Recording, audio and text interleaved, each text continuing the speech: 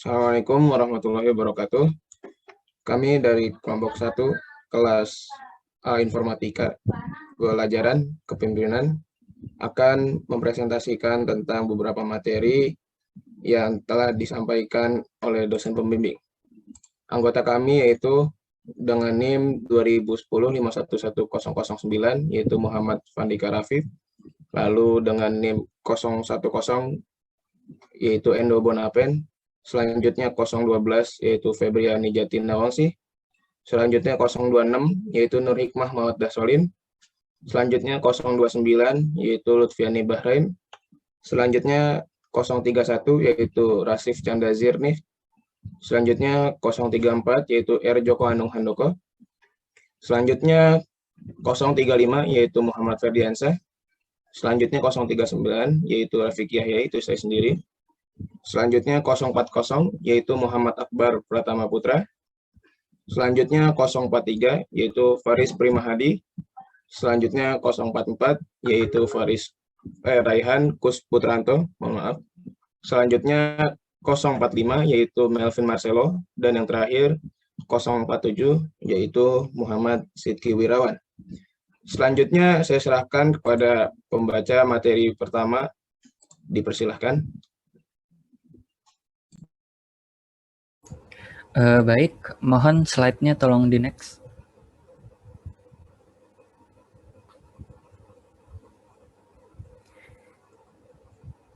Yang pertama adalah pendahuluan. Dalam suatu organisasi, selalu melibatkan beberapa orang yang saling berinteraksi secara intensif. Interaksi tersebut disusun dalam suatu struktur yang dapat membantu dalam usaha pencapaian tujuan bersama. Agar pelaksanaan kerja dalam organisasi dapat berjalan sebagaimana mestinya, maka dibutuhkan sumber seperti perlengkapan, metode kerja, bahan baku, dan lain-lain. Usaha untuk mengatur dan mengarahkan sumber daya ini disebut dengan manajemen. Sedangkan inti dari manajemen adalah kepemimpinan atau leadership. Siagian 1980. Upaya membangun keefektifan pemimpin terletak semata pada pembekalan dimensi keterampilan teknis dan keterampilan konseptual. Adapun keterampilan personal menjadi terpinggirkan. Padahal sejatinya efektivitas kegiatan manajerial dan pengaruhnya pada kinerja organisasi sangat bergantung pada kepekaan pemimpin untuk menggunakan keterampilan personalnya. Keterampilan personal tersebut meliputi kemampuan untuk memahami perilaku individu dan perilaku kelompok dalam kontribusinya membentuk dinamika organisasi, kemampuan melakukan modifikasi perilaku, kemampuan memahami dan memberi motivasi, kemampuan memahami proses persepsi dan pembentukan komunikasi yang efektif, kemampuan memahami relasi antar konsep kepemimpinan kekuasaan politik dalam organisasi, kemampuan memahami genealogi, konflik dan negosiasinya, serta kemampuan mengkonstruksikan budaya organisasi yang ideal.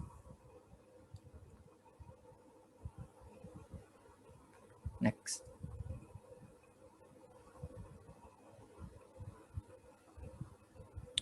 Materi pertama yang akan kelompok kami bahas adalah membangun komitmen diri. Apa itu komitmen diri? Pada tahun 1960, Walter Mischel melakukan sebuah percobaan bernama Marshmallow Experiment. Percobaan ini dilakukan kepada anak-anak TK di daerah Stanford. Masing-masing anak ditempatkan pada satu ruangan tertutup dan diberi sebuah marshmallow. Mereka diminta untuk menunggu 20 menit agar petugas memberikan mereka satu marshmallow lagi atau boleh langsung dimakan tetapi tidak mendapatkan marshmallow-nya lagi. Hasil dari percobaan tersebut beragam. Sepertiga anak berhasil menunggu 20 menit dan mendapatkan satu marshmallow lagi, sedangkan 2/3 anak lainnya menyerah dan memakannya. Dari cerita inilah kita bisa melihat bagaimana level komitmen diri pada anak-anak TK tersebut. Next.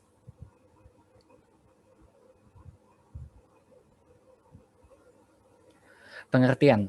Dalam buku Cambridge Advanced Learner Dictionary, komitmen adalah kondisi di mana kita memberikan waktu dan energi yang kita miliki untuk suatu yang kita percayai, sebuah janji ataupun sebuah pilihan untuk melakukan suatu hal. Salah satu contoh dari komitmen adalah komitmen pada diri sendiri. Hal ini biasanya berkaitan dengan keinginan pribadi untuk menjadi lebih baik. Misalnya, saya berkomitmen untuk belajar lebih giat agar mendapatkan nilai yang bagus. Next.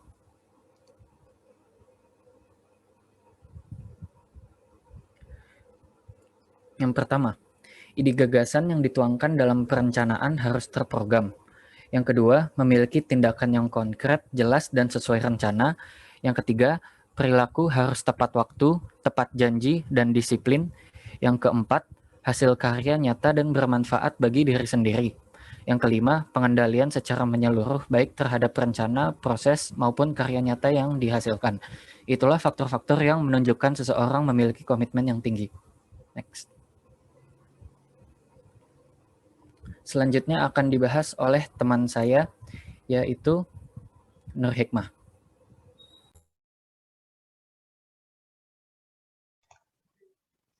Baiklah, saya akan menjelaskan mengenai manfaat pengendalian diri. Salah satu variabel yang berkorelasi kuat terhadap konsistensi seseorang dengan komitmennya adalah pengendalian diri atau self-control. Dengan pengendalian diri yang baik, kita bisa membuat diri kita tekun belajar dan tahan terhadap berbagai godaan untuk menunda belajar. Banyak sekali hal positif yang bisa kita ubah dalam diri kita jika memiliki pengendalian diri yang baik. Ciri orang memiliki pengendalian diri yang baik adalah memiliki kedisiplinan dalam menaati peraturan yang ada, tabah dalam menghadapi berbagai rintangan, dan memiliki keuletan yang tinggi serta tidak mudah putus asa.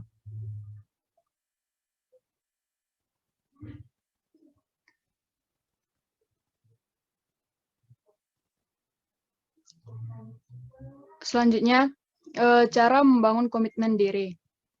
Dalam membuat komitmen yang kita buat harus berupa hal-hal yang sangat kita inginkan. Komitmen harus dibuat sepenting mungkin supaya secara sadar kita mengetahui bahwa hal tersebut harus dilakukan secara serius.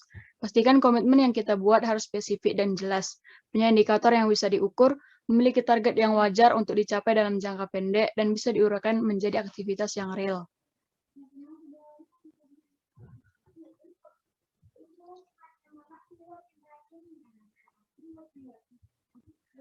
Kemudian, menghargai komitmen dan bertanggung jawab terhadapnya. Sebagai seseorang yang ingin membangun komitmen diri, kita harus menghargai dan bertanggung jawab terhadap komitmen yang kita buat dengan cara mengajarkan tugas-tugas atau langkah-langkah kecil dalam mencapai hal tersebut. Lakukan evaluasi komitmen kita dalam jangka waktu yang kita tentukan sendiri. Apakah sudah semakin dekat kita dalam mencapai tujuan tersebut? Apa saja hal yang kurang dalam meraih tujuan tersebut?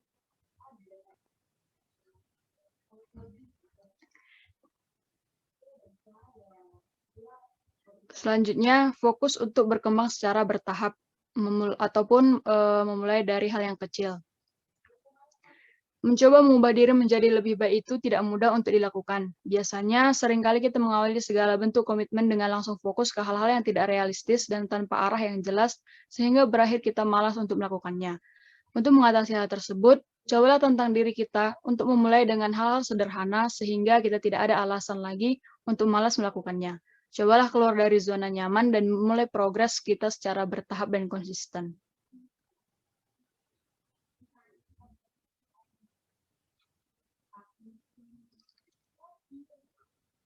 Selanjutnya dilanjutkan oleh teman kami. Baik, terima kasih.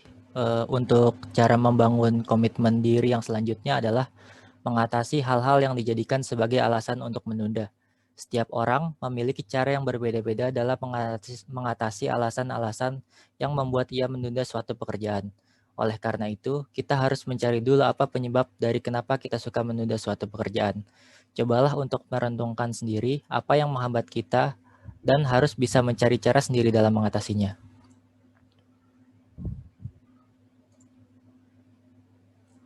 Yang terakhir adalah membuat proses menjadi menyenangkan dan nyaman dijalankan. Dalam menjalankan proses untuk mencapai suatu komitmen, kita harus menganggap bahwa proses tersebut bukanlah sebuah beban.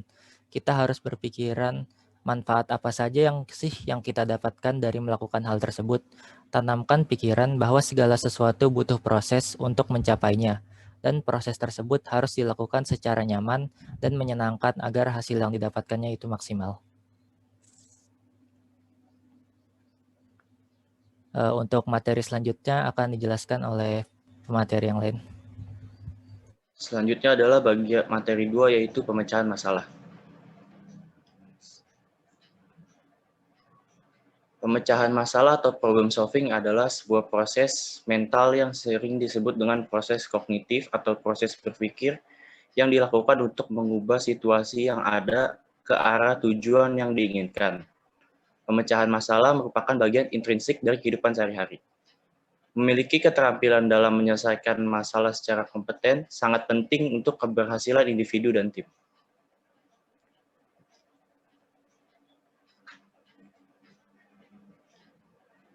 Selanjutnya, langkah dalam pemecahan masalah. Yang pertama, kenali masalah yang dihadapi. Dengan mengenali dan mengamati permasalahan yang dihadapi, kita dapat memikirkan baik-baik apa yang sedang kita coba untuk pecahkan.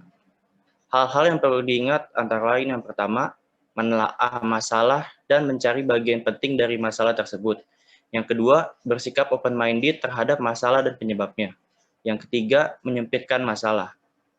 Hal-hal yang harus dihindari yang pertama, sok tahu dengan masalah dan bagaimana memecahkannya. Yang kedua, langsung memecahkan tanpa dipikirkan terlebih dahulu.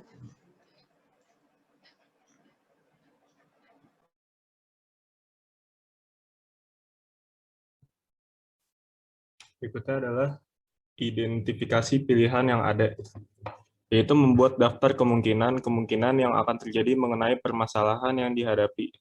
Dengan begini, kita dapat lebih mudah mengetahui prediksi apa yang akan terjadi terkait permasalahan dan bagaimana cara penyelesaiannya.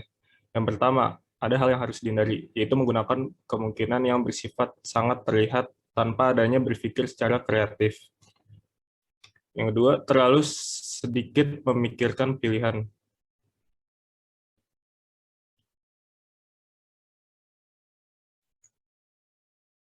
Lalu ada identifikasi solusi terbaik, yaitu memikirkan setiap pilihan yang ada secara seksama, lalu menentukan pilihan yang terbaik atau yang sesuai atas persoalan atau situasi yang ada. Sebisa juga memikirkan apa yang akan terjadi apabila mengambil pilihan tersebut.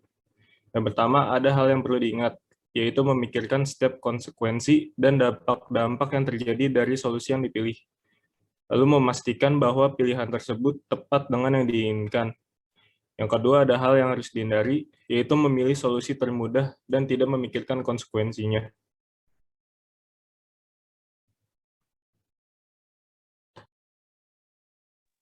Lalu selanjutnya adalah merencanakan pencapaian solusi terbaik, memikirkan tujuan serta menyiapkan suatu tentang apa saja yang akan dibutuhkan.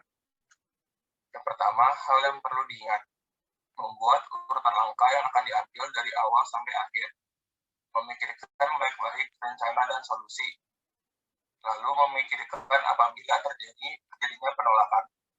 Yang kedua, hal yang harus dihindari, tidak memikirkan langkah demi langkah yang akan diambil, lalu berasumsi bahwa rencana yang ditentukan akan berhasil dan mengabaikan kemungkinan-kemungkinan lain yang akan terjadi.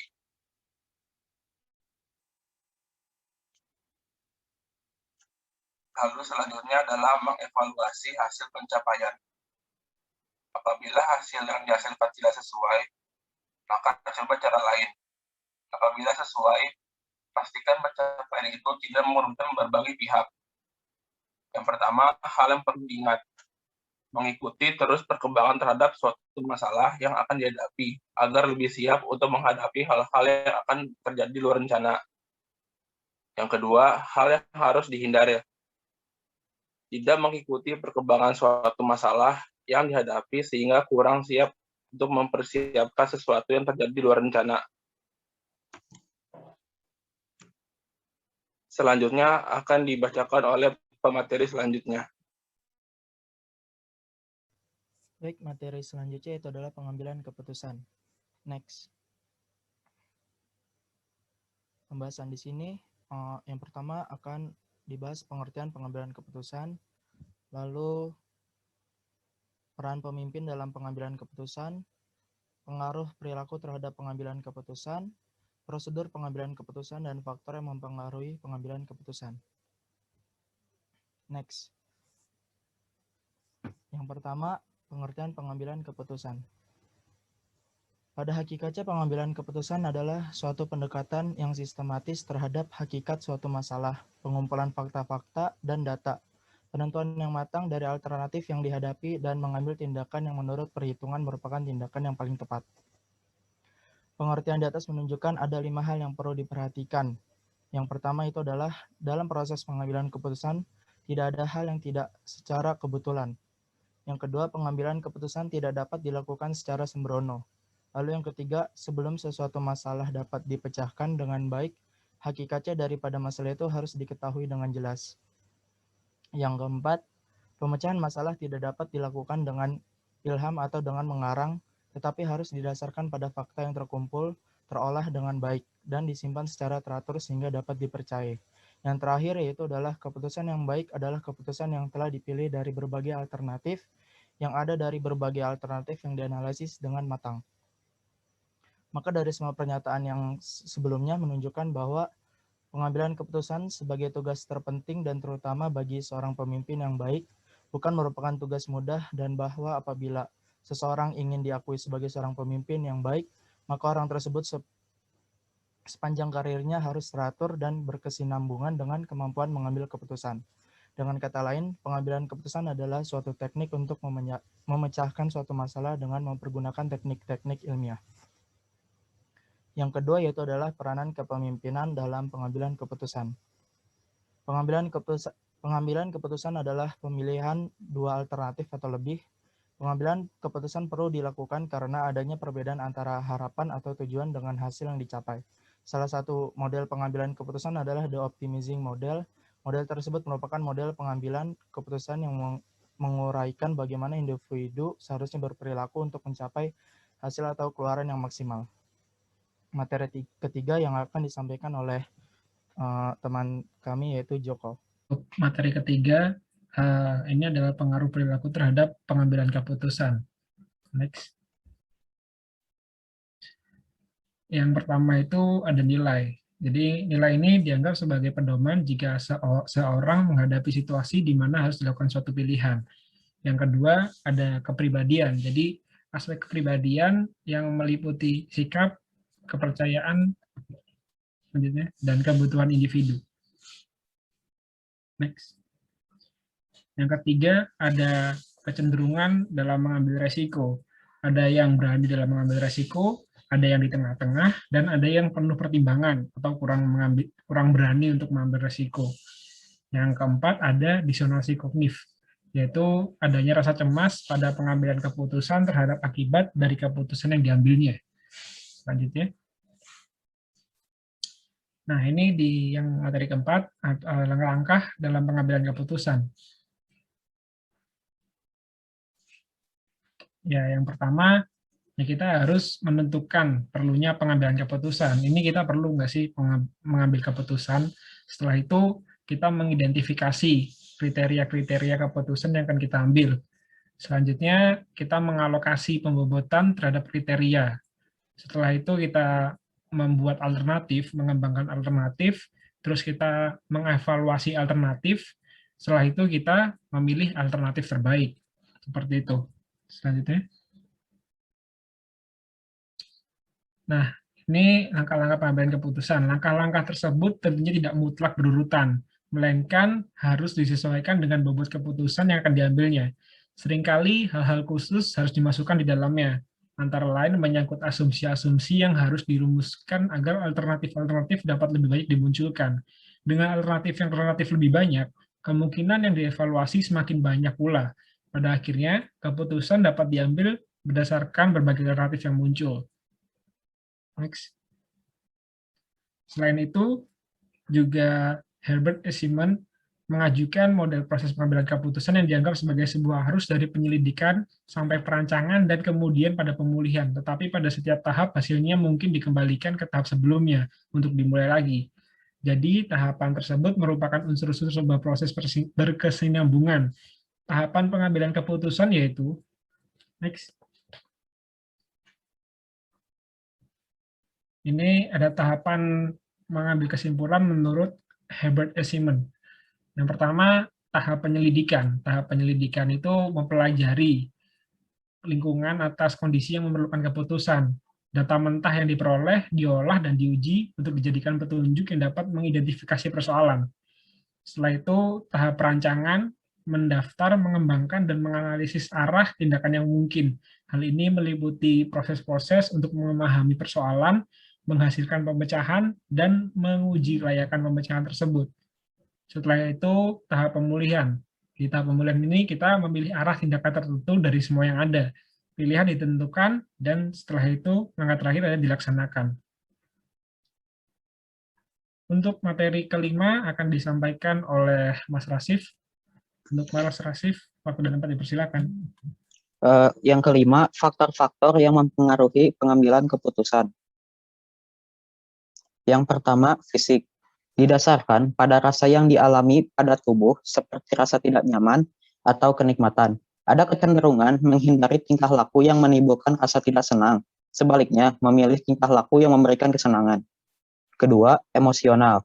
Didasarkan pada perasaan atau sikap. Orang akan bereaksi pada suatu situasi secara subjektif.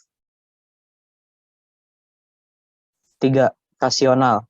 Didasarkan pada pengetahuan. Orang-orang mendapatkan informasi, memahami situasi, dan berbagai konsekuensinya. 4. Praktikal. Didasarkan pada keterampilan individual dan kemampuan melaksanakan. Seorang akan menilai potensi diri dan kepercayaan dirinya melalui kemampuannya dalam bertindak. Kelima, interpersonal. Didasarkan pada pengaruh jaringan sosial yang ada. Hubungan antar satu orang ke orang lainnya dapat mempengaruhi tindakan individual. Keenam, struktural. Didasarkan pada lingkup sosial, ekonomi, dan politik. Lingkungan mungkin memberikan hasil yang mendukung atau mengkritik suatu tingkah laku tertentu. Selanjutnya akan saya serahkan kepada pemateri selanjutnya. Materi selanjutnya adalah manajemen waktu. Pengertian manajemen waktu adalah proses perencanaan dan pengendalian secara sadar terhadap waktu yang dihabiskan untuk kegiatan tertentu, terutama untuk meningkatkan efektivitas, efisiensi, dan produktivitas.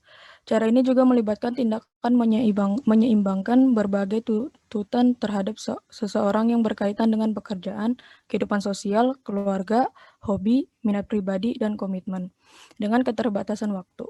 Menggunakan waktu dengan efektif memberi seseorang kelebihan juga pilihan untuk mengelola kegiatan menurut keputusan dan kebijaksanaan mereka sendiri.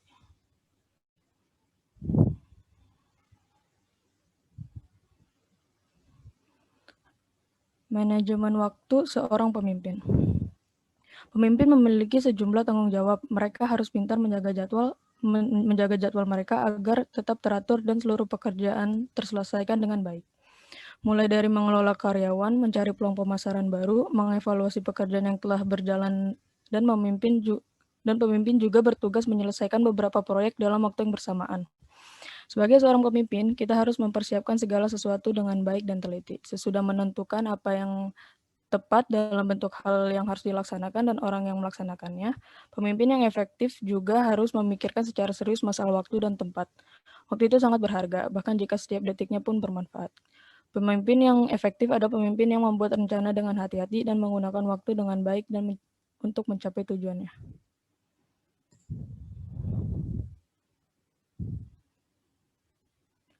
Selanjutnya akan dibacakan oleh Vandika. Baik, selanjutnya cara mengatur waktu dengan efektif dan efisien. Pertama, membuat to-do list, membuat daftar tugas-tugas dan kegiatan yang harus diselesaikan dan menulis tenggat waktunya. Kedua, menguasai to-do list. Tak hanya membuat daftar tugas-tugas dan kegiatan yang harus diselesaikan dalam waktu dekat, kita juga harus menentukan kapan dan berapa banyak waktu yang dibutuhkan untuk menyelesaikan. Kemudian yang ketiga, dahulukan pekerjaan tersulit. Awali dengan menyelesaikan tugas-tugas yang paling sulit dan paling penting terlebih dahulu, sehingga bisa lebih santai mengerjakan tugas selanjutnya.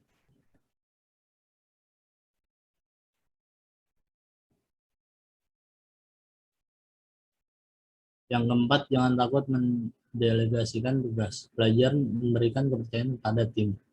Jangan memaksa untuk menyelesaikan semua tugas sendirian. Kenali mana tugas yang dapat diselesaikan oleh tim dan didelegasikan pekerjaan tersebut kepada mereka yang brief yang jelas dan dapat dipahami. Kelima, jangan ragu untuk menolak. Jangan ragu untuk menolak tugas atau pekerjaan yang memang tidak masuk akal, baik dari segi jenis pekerjaan maupun dari segi tenggat waktu yang diberikan. Terakhir, 6, rencanakan waktu untuk hal-hal yang tak terduga. Seberapapun sempurnanya rencana to-do list, tetap ada hal-hal yang tak terduga yang selalu dapat muncul kapanpun. Selalu sediakan waktu untuk pemunculan pekerjaan yang tak terduga agar selalu siap dan memiliki solusi saat mengatasinya.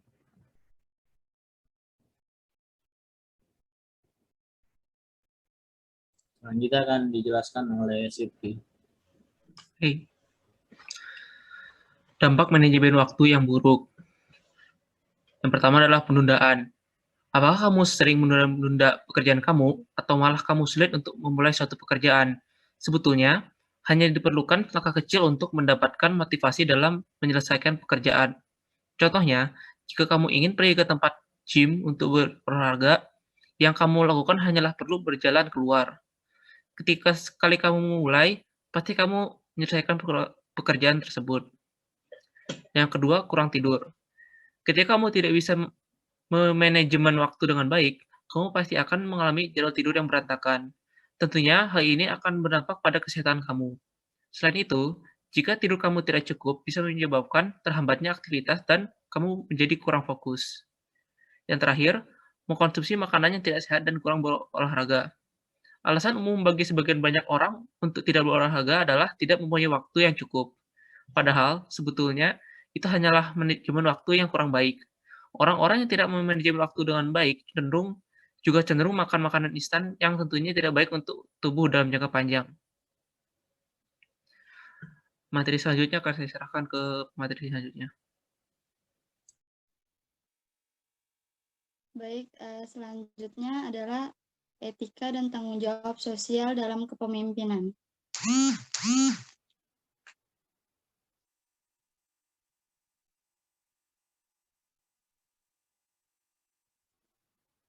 Adapun pengertiannya yakni etika adalah perilaku berstandar normatif berupa nilai-nilai moral, norma-norma, dan hal-hal baik.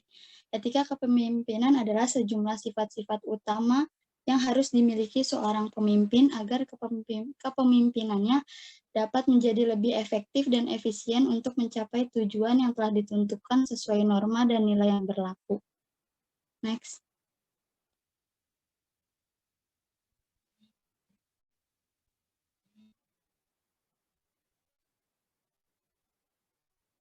Adapun prinsip etika pemimpin, yang pertama dapat menjaga perasaan orang lain, di mana seorang pemimpin bisa dinyatakan berhasil menjadi seorang pemimpin apabila dia sudah bisa memahami perasaan karyawan maupun orang lain.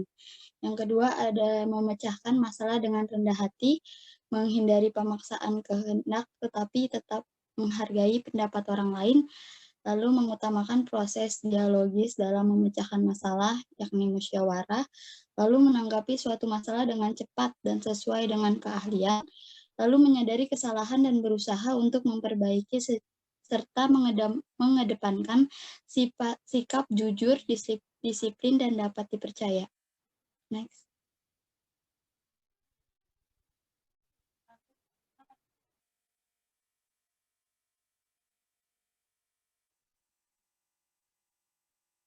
Adapun pengertian tanggung jawab. Tanggung jawab sosial didefinisikan sebagai kewajiban seorang individu atau perusahaan untuk peduli terhadap masyarakat akan dampak-dampak yang mungkin ditimbulkan dari adanya kepemimpinan seseorang atau keberadaan sebuah perusahaan.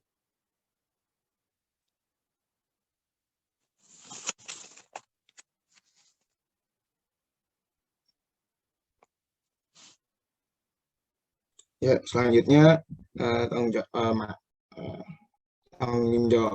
jawab seorang pemimpin tidak hanya berhubungan dengan bawahannya saja, mereka juga berhubungan dengan masyarakat luas. Langkah paling mudah untuk mewujudkan tanggung jawab sosial kepada masyarakat adalah dengan jalan berperilaku etis dan selalu berusaha melakukan segala sesuatu dengan baik, benar, dan transparan. Menurut Profesor R. Edwin Freeman, tanggung jawab sosial perusahaan tidak lagi merupakan tambahan, tetapi dibangun dalam tujuan inti dari bisnis. Next.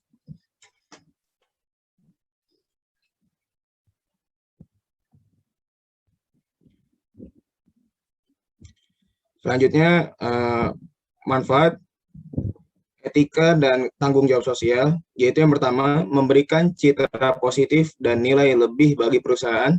Lalu yang kedua, mengurangi biaya akibat dicegahnya kemungkinan terjadinya friksi, baik internal maupun eksternal perusahaan. Yang ketiga, meningkatkan motivasi untuk semua pihak yang terlibat, dan lain sebagainya. Dan yang keempat, mendapat cakupan peliputan yang luas, terutama pada konsumen perusahaan. Ya, selanjutnya. Contoh tanggung jawab perusahaan, yaitu salah satu bentuk menjalankan etika dan tanggung jawab perusahaan kepada pemerintah adalah dengan membayar pajak. Tanggung jawab perusahaan dengan membayar pajak kepada pemerintah sebagai salah satu cara untuk ikut berkontribusi pada negara.